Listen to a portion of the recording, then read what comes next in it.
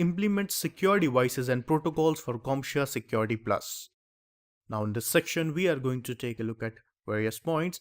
We are going to learn about mobile device management, the concerns inside mobile devices, the secure communication protocols, and secure network and administration protocols. So let's start with the mobile connection methods.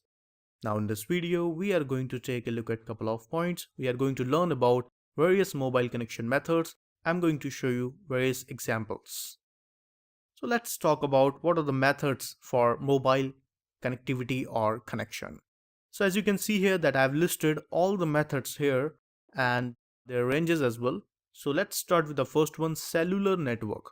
And the range of cellular network is 20 miles, right? So basically this is the basic kind of cellular network like 3G, 4G and the upcoming 5G. So that comes in cellular networks, right?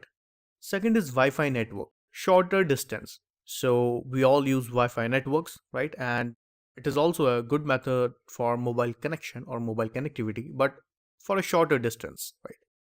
Third is satellite, slow and expensive. So for remote areas where cellular networks are not available, so satellite network can be used, right? But the thing is basically it is a very slow network and very expensive, and it is used in the remote areas.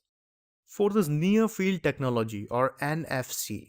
So the distance is basically in centimeters and they use electromagnetic field to connect the devices.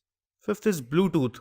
The distance is 30 feet distance. So basically Bluetooth is inside our mobile devices and you can use Bluetooth for 25 to 30 feet distances. ANT networks. So it is between sensors and controllers. So if we want connection between sensors and controllers, so ANT network can be used. Infrared. So infrared is used for transmitter and receiver. So when a device is transmitting something and at the B point, if the device is receiving something, so that point we can use infrared. And the last one is USB connection. So in the daily basis we use USBs. So that is also a method to connect mobile devices.